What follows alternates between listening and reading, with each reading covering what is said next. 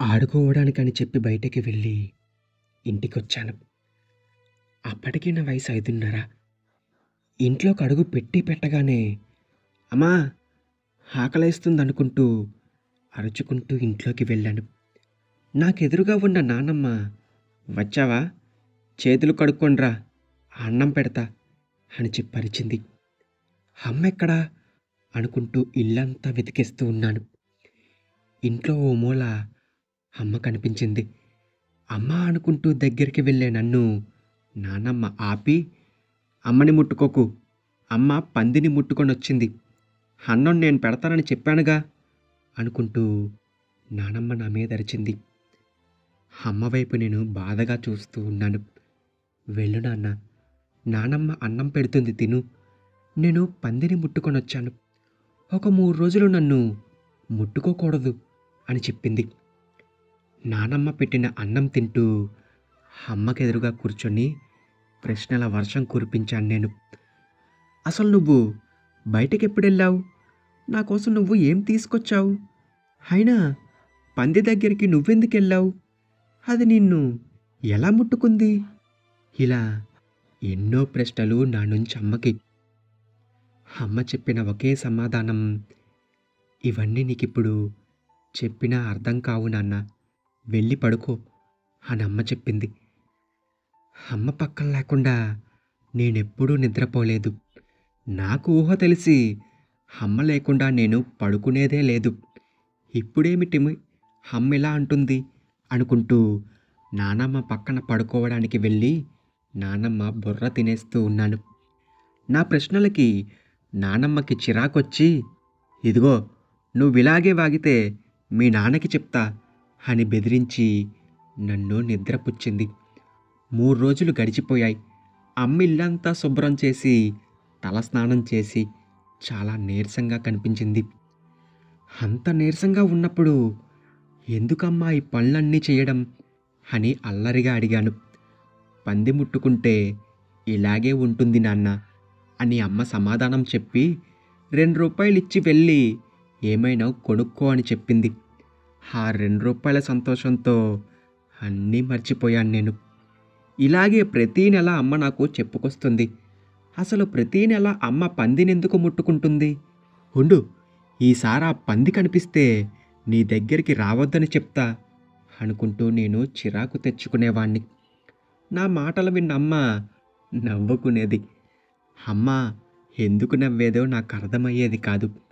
మాది ఒక చిన్న కుటుంబం. ఇంట్లో అమ్మ, నాన్న, నేను, నానమ్మ ఉంటాం. ఇలాగే రోజులు కాస్త సంవత్సరాలైపోయాయి. నేనిప్పుడు ఇంటర్కొచ్చాను. కాలేజీలో అందరం ఎంతో సరదాగా ఉండేవాళ్ళం. అమ్మాయిలు కూడా మా క్లాస్లో చాలామంది ఉండేవాళ్ళు.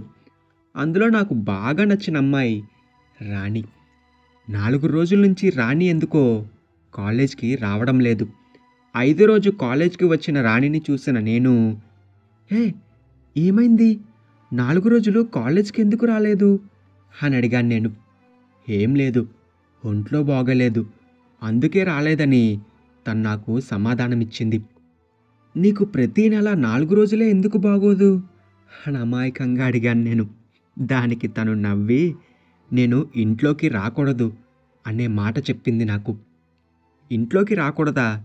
ఏం, మీ నాన్న కొట్టారా అని అడిగాను. అదేం కాదు, నన్ను ఎవరూ ముట్టుకోకూడదు అని చెప్పింది తను. అమ్మ నాకు ఎప్పుడు చెప్పే మాటే నాకప్పుడు గుర్తొచ్చింది. నిన్ను కూడా పంది ముట్టుకుందా అని అడిగాను నేను. మా అమ్మని కూడా ప్రతీ నెల పంది ముట్టుకుంటూ ఉంటుంది, నిన్ను ముట్టుకుంటుందా? ఉండు చెప్తా దాని పని అనుకుంటూ తిట్టేశా నా పందిని. అది చూసిన రాణి నవ్వుకుంటూ వెళ్ళిపోయింది. ఇప్పటి వరకు అమ్మ చెప్పే పంది మాట ఒక్కటే తెలిసింది నాకు. ఇప్పుడు రాణి చెప్పిన మాట ఇంట్లోకి రాకూడదని తెలిసింది. ఏమిటి విషయం అని నాకు అస్సలు అర్థం కాలేదు. రోజుల్లాగానే చాలామంది అమ్మాయిల్లో ఈ మాట నేను వింటూ వస్తూ ఉన్నాను. ఈ విషయం గురించి అమ్మని అడిగినా చెప్పేది కాదు. ఆ అమ్మాయిల్ని అడగాలనుకున్నా నాకంత ధైర్యం సరిపోయేది కాదు. చదువు కంప్లీట్ చేసుకొని ఉద్యోగంలో చేరాను నేను. అక్కడ నాకు ఇదే పరిస్థితి ఎదురుపడింది. నాతో పాటు పనిచేసే ఒక అమ్మాయి చాలా సేపటి నుంచి చూస్తూ ఉన్నాను. వాష్‌రూమ్‌కి ఇప్పటికి 10 సార్లు వెళ్ళింది. ఆరోగ్యం బాగోలేదేమో అనుకొని వెళ్ళి, ఎందుకు ఆరోగ్యం బాగోలేకపోయినా ఆఫీస్‌కి రావడం? ఇంట్లో ఉండి రెస్ట్ తీసుకోవచ్చు కదా! అసలేమైంది? అని అడిగాను నేను. ఏం లేదు. నెలసరయ్యింది అనే సమాధానం ఆ అమ్మాయి నుంచి నాకొచ్చింది. ఏదో కొత్త పదం నేను విన్న పదాల్లో. పంది తెలుసు, ఇంట్లోకి రాకూడదు అని తెలుసు. మధ్యలో ఈ నెలసరేమిటి అని ఆలోచించుకుంటూ ఉంటే, కాస్త ఈరోజు నా పని కూడా నువ్వే చేస్తావా? నాకు కొంచెం తలనొప్పిగా ఉంది అని అమ్మాయి అడిగింది. హా! చేస్తా. నువ్వేం కంగారు పడకు. రెస్ట్ తీసుకొని బాస్ దగ్గరికి వెళ్ళి లీవ్ అడుగు అని తనకి ధైర్యం చెప్పాను నేను. అలా ఆలోచించుకుంటూ ఇంటికి వెళ్ళి అమ్మని నేను ఈ విషయం అడిగాను. ఆ మాట విన్నమ్మ నన్ను పైకి కిందకి చూసి, "ఉద్యోగం చేసే వయసొచ్చిందిరా నీకు. ఇంకా ఈ విషయం గురించి నీకు తెలీదా?" అని తిరిగి నన్నే ప్రశ్న వేసింది. నాకెలా తెలుస్తుందమ్మా? నువ్వడిగితే చెప్పవు. ఎవరినైనా అడిగితే కొడతాడేమో అని భయం. ఇంక నాకెలా తెలుస్తుంది చెప్పు? ఇంకెవరినడగాలి? అని చిరాకు పడ్డాను నేను. నీకు పెళ్ళైతే నీ పెళ్ళాన్నడుగు చెప్తుంది అని అమ్మ విషయం చెప్పి అక్కడి నుంచి వెళ్ళిపోయింది. నాకు మాత్రం ఆతృత అస్సలాగలేదు. పెళ్ళయింది నాకు. ఫస్ట్ నైట్ రోజు ఎలా అయినా ఈ విషయం గురించి మా భార్యని అడిగి తెలుసుకోవాలని నేను గట్టిగా నిర్ణయించుకున్నాను. అలాగే తను నా గదిలోకొచ్చింది. వచ్చిన తనని వెంటనే దగ్గరికి తీసుకొని, "నేను కొన్ని విషయాలు అడుగుతాను నేను. నాకు చెప్తావా?" అనన్నాను. నా మొహం వైపు తను చూసి, "నాతో మీకు పెళ్ళిష్టం లేకపోతే పెళ్ళికి ముందే చెప్పొచ్చు కదండీ!" అని అడిగింది నన్ను. ఛీఛీ! ఆ విషయం కాదు. చిన్నప్పటి నుంచి నా ఆలోచనలో అలా ఉండిపోయిన ఒక ప్రశ్న నిన్నడుగుతాను నేను. దానికి సమాధానం నువ్వే చెప్తావని మా అమ్మ చెప్పింది అనుకుంటూ ఇంకా అడగటం మొదలుపెట్టాను. చిన్నప్పుడు అమ్మ పంది ముట్టుకుందనేది. నన్ను దగ్గరికి రానిచ్చేది కాదు. పెద్దయ్యాక కాలేజీలో రాణి ఇంట్లోకి రాకూడదనుకుంటూ 4 రోజులు కాలేజ్‌కొచ్చేది కాదు. ఆఫీసులో అమ్మాయి నెలసరొచ్చిందనేది. అసలేంటి ఈ విషయాలు? ప్రతీ నెల మీ అమ్మాయి లైఫ్‌లో ఇవెందుకు జరుగుతాయి? అమ్మనడిగితే చెప్పేది కాదు. అమ్మాయిని అడగాలనుకున్నా భయం వేసేది. నువ్వు నా భార్యవి కదా! నువ్వైనా చెప్పొచ్చు కదా! అనుకుంటూ దిగాలు ఫేస్ ఎట్టి అడిగాను అమ్మాయిని. ఈ ప్రశ్నలన్నీ విన్న నా భార్య నన్నలా చూస్తూ మౌనంగా ఉండిపోయి కొంచెం సేపు వరకు నాతో మాట్లాడలేదు. "నువ్వు కూడా ఈ విషయం గురించి చెప్పవా?" అని చూస్తున్న నన్ను, "ఈ విషయం మీరు ఏ అమ్మాయిని అడిగినా చెప్పలేదండి. ఎందుకంటే ఇది దేవుడు మాకిచ్చిన శాపం. ప్రతీ నెలలో 3 రోజులు ఇలా ఉండాలని చెప్పి దేవుడు మాకిచ్చిందిది. కొందరికి 5 రోజులు కూడా నరకంగా ఉంటూ ఉంటుంది. ఈ టైంలో మేము ఎవరిని ముట్టుకోకూడదు. దేవుణ్ణి చూడకూడదు. ఎటూ వెళ్ళకూడదు కూడా. ఒక దగ్గర అలా కూర్చొనుండిపోవాలంతే. హో! అందుకేనా ఏ పని చెయ్యకుండా అలా కూర్చొనుంటుందమ్మా? అలా కూర్చోవడం కూడా మీకు హ్యాపీనే కదా! ఎందుకింక బాధపడటం?" అని అడిగాను నేను. ఓ మూల కూర్చుంటున్నాం అనుకుంటారు మీరు. కానీ ఆ 3 రోజులు శరీరంలో ఉండే ప్రతి అవయవాలు కలిగించే నొప్పితో మేము బాధపడుతూ నరకం చూస్తూ ఉంటాం. పొరపాటున ఒంట్లో నుంచి ఒక్కరోజు రక్తపు మరక బయటపడిందా, ఇంక చుట్టూ ఉండే చూపులు, తిట్లు ఆ ఆడపిల్ల భరించలేదు. ఆ 3 రోజులు మేము చూసే నరకం నడుము నొప్పి రూపంలో, తలనొప్పి రూపంలో చూస్తూనే ఉంటాం. కానీ కొందరికి ఈ విషయం అర్థం కాకో, ఈ విషయం తెలియకో ఇంకా మమ్మల్ని బాధిస్తూ ఉంటారు. తల్లిగా ఒక కూతురి బాధ అర్థం చేసుకుంటూ ఉంటుంది తల్లి. కానీ ఒక అత్తగారు ఒక కోడల్ని 3 రోజులు ఒక అంటరాని దానిలా చూస్తూ ఉంటారు అనుకుంటూ కన్నీళ్లు పెట్టుకుంది నా భార్య.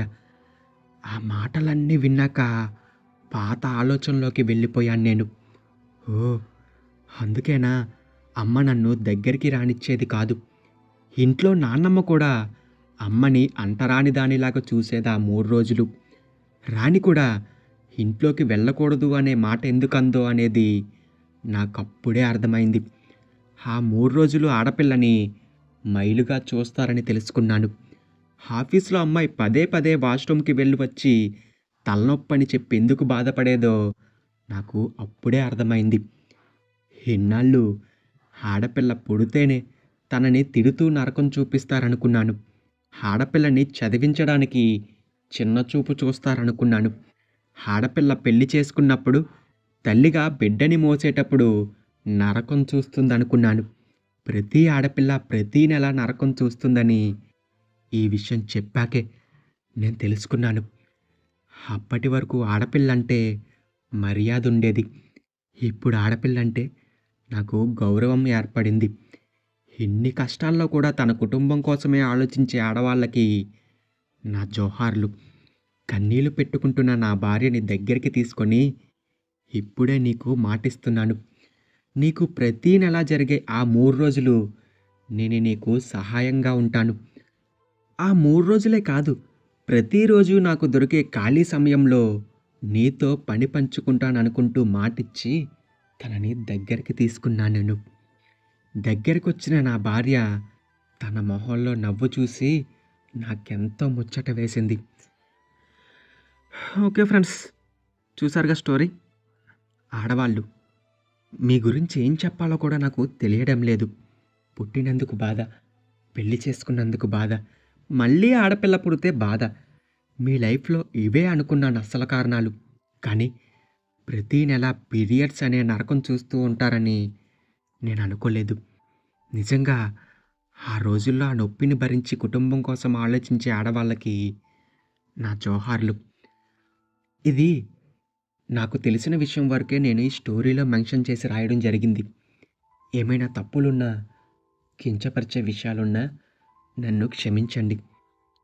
కథ కానీ నచ్చితే లైక్ చేసి మీ అభిప్రాయాలు కామెంట్ చేయండి. తెలుసుగా మరి, మీ కామెంట్సే నా కథలకి ఇన్స్పిరేషన్. మీ చైతన్య.